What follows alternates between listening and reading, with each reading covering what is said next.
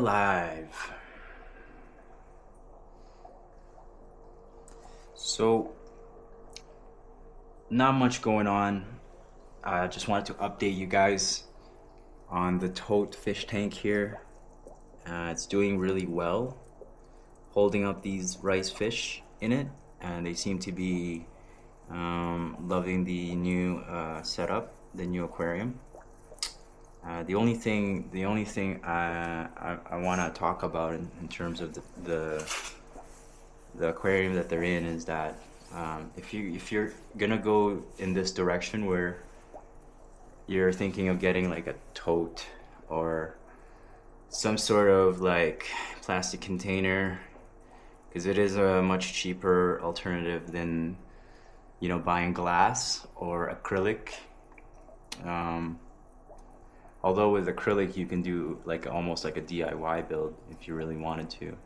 Same with glass, but you just gotta have the right tools and materials like silicone and the tool that cuts glass, or glass cutter, and things like that. So I do remember like when my brother was making a sump, he was using silicone. So that's one way to make a glass aquarium is or a DIY if you're thinking of adding an overflow attachment, because the overflow valve is you have to drill a hole in the tank in the glass, so it's a whole thing. And then for the sump,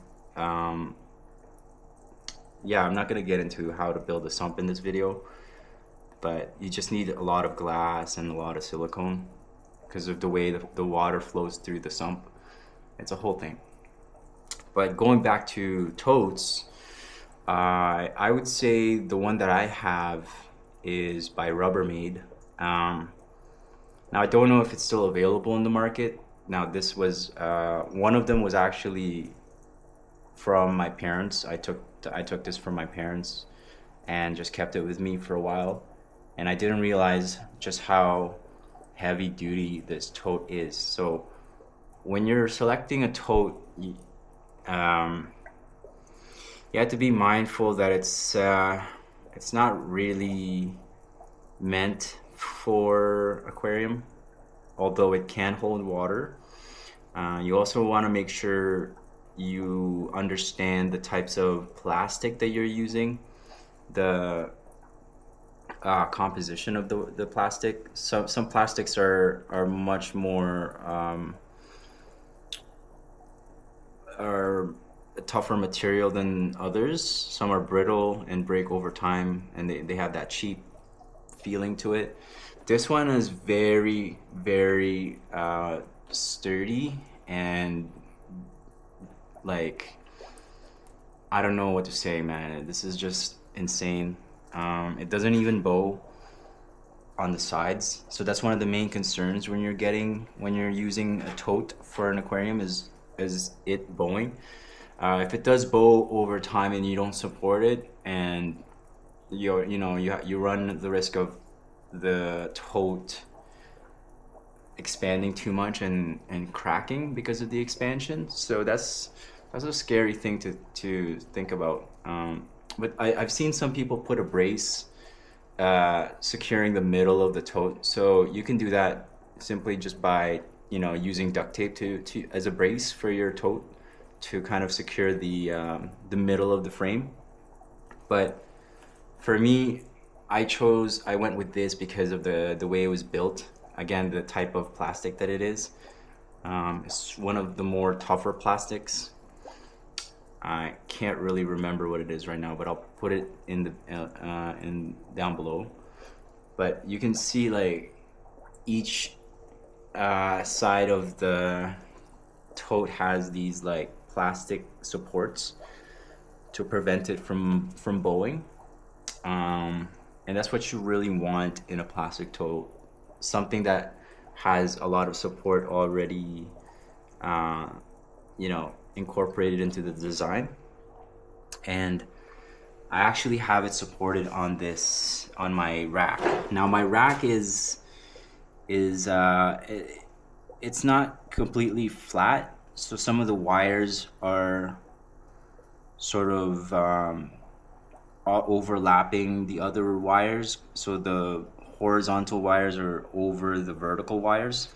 So it's kind of challenging to position a fish tank to sit properly on the wires, and you risk the chance of the aquariums cracking because they should be leveled, and there shouldn't be a lot of tension underneath them, because once you fill it up with water, uh, they'll the base which they sit on is what they will really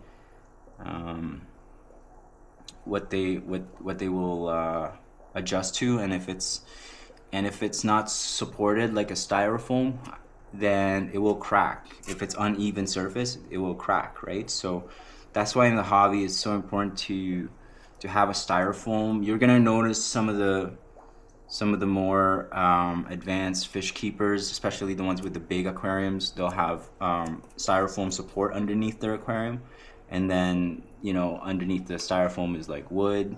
So there's like layers of cushion for the tank to mold itself into, because you want glass will break if it is on uneven surface. So, but with this one, it's a plastic tote. So it does have feet. There's 4 of them, 2 here and 2 at the back. So I kind of just have them resting on the wire. So all of the weight transfer, load bearing, is on the wire itself. So I made sure of that. And then I just added some styrofoam to the middle and to the sides for added padded support. So even if it does, take on the load of the water, because this is 10 gallons worth of water right here, and the whole tote is 18 gallons. It's not gonna crack or bend, right? So that's what I was trying to prevent, and honestly, I'm pretty satisfied with it. I wish I could get more of these totes, but I did some research, and again, this is from Rubbermaid, and if you go online, it's actually around $200, brand new. Like this right here is $200. Now, this was from my parents actually, but this one I got from Marketplace. So, check out the Marketplace. There's definitely a lot of people trying to sell storage containers. I just want to make sure there's no cracks in it, and it's clean, and it's safe for the fish.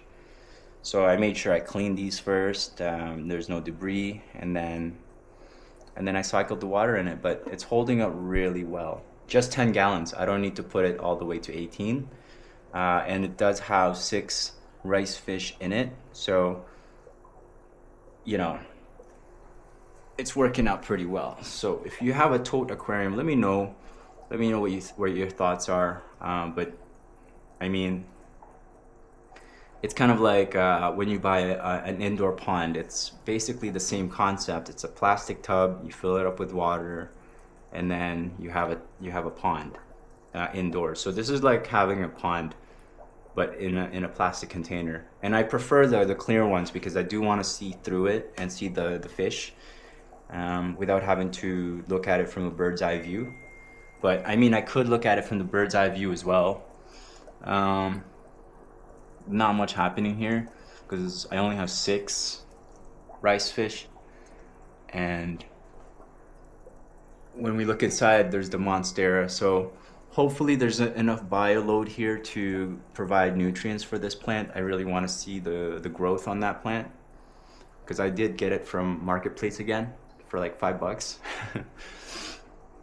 And what I did was, when I go get food and stuff, I typically buy cucumber from the produce, and sometimes I would cut up little pieces of slices of cucumber, and I feed that to the invertebrates, which are the shrimp and the crayfish, and then supplemented with the bug bites bottom feeder formula. So they're getting a variety of different foods to go for on top of the biofilm that's already existing in this tank.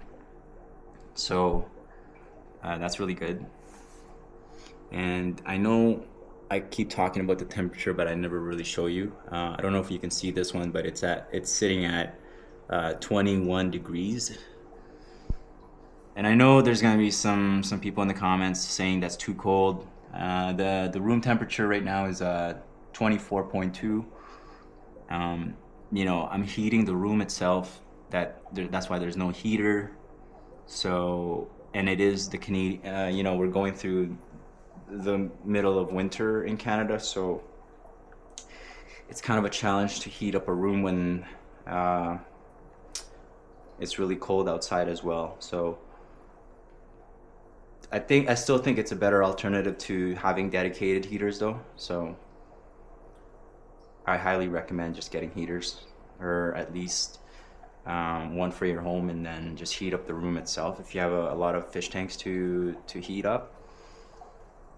But if we go to this tank, if you remember in the last video, I got 3 crayfish, or 2 crayfish, for a total of 3 now. So I have 3 now. I can't really find them. I thought I would find them much easier in this tank. It's not really that dense. But there are 3 in here, and what I did was I added some eggshells, because apparently that's good for their shell. Calcium. There's a source of calcium for them. So there's a bit of an eggshell here for them to snack on. Hopefully they snack on it. I don't know. But I'm just putting it there. I also put cucumber here. So they have plenty of options there to snack on. And again, I fed all my fish already, so I don't really have to do that. But you know, just checking in on each one of them, making sure they're healthy. This is like a daily routine. Water's still pretty good. System is good. Don't see anything that I need to do in terms of cleaning. Yeah, this is what it is when you have a low maintenance setup. It's just, there's really nothing for me to do. Now with this one, the female is jumping out. So they are jumpers, bettas are jumpers, right? So I've been trying to kind of like provide them with a safety net, so that when I'm not around and they do jump, it's not like they're gonna jump towards their death and dry out. So these breeder boxes actually have holes on this side, and it serves as like an overflow for the breeder box, so that it doesn't leak out of the fish tank. So if it does get too full here, then the water will just spill out in the overflow here. So what's happening is the fish is trying to swim through the gap where the overflow is. So that's kind of a concern, because she can fit right in the gap, but the problem is yeah, she's having no luck. So that's good. It's not really a problem actually, but the mesh that I have above that is kind of like a redundancy, you know. So if she decides to jump through that gap and, you know, overshoot it, she's still gonna hit the net. She's not gonna jump anywhere else outside. So the worst case scenario, she'll just get mixed with this male betta here. So I'd rather deal with the bettas mixing together than finding out one dried out overnight. Now probably the most exciting part of this video for me is the eggs, because now this is the tank where I had the pair breed, and you're not gonna see a detailed close-up of the eggs, but there's actually close to like 50 eggs in here, to 100 maybe, and they're just floating around actually. And the reason why they're floating around is because, as I mentioned before, the the embellis doesn't really create a big bubble nest, nor do they need a big bubble nest to you know, house the eggs. Um, and that's just how the nature of the embellis, right? So even with a half-ass bubble nest, they'll still breed with the female, and the female will still be receptive of that. And so um, yeah, I mean, we'll see if they hatch. So this is day 2 now, actually, of the fish eggs.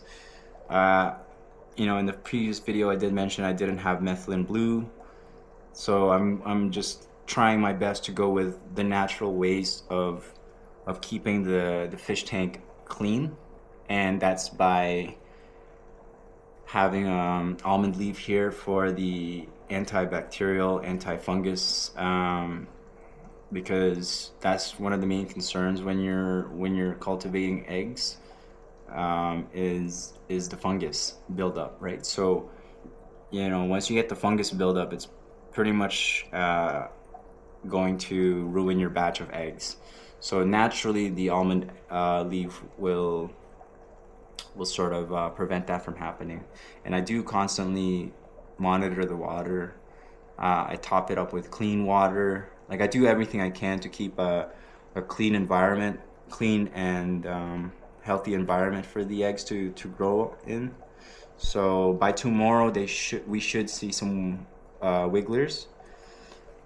And if not, maybe closer to the end of day tomorrow or the next day. But this is day 2 now, so I should be expecting some sort of, you know, wigglers by tomorrow. And when that happens, I'm gonna have to set up the grow out tank for them. So really, really happy about this. So this is Mama right here, and she did a good job laying these eggs. So I'm really, really happy about that. Now she is the only embellis left. The other embellis did pass away, so that's kind of unfortunate that this is the only female that I have. But we're gonna keep the line going with the next generation, right? Is that F1 or something? So this is gonna be the first generation of the embellis pair that I have. And yeah, so stay tuned for all the developments. I'll have more videos to come about that. But if you want, like I said, if you want like detailed close-ups, pictures, videos, check out my Instagram and TikTok. They're usually posted there because I tend to do more detailed shots there. So this is more of just an overview of the fish room and some time spent with me. So I hope you liked the video, and I guess I'll catch you in the next video.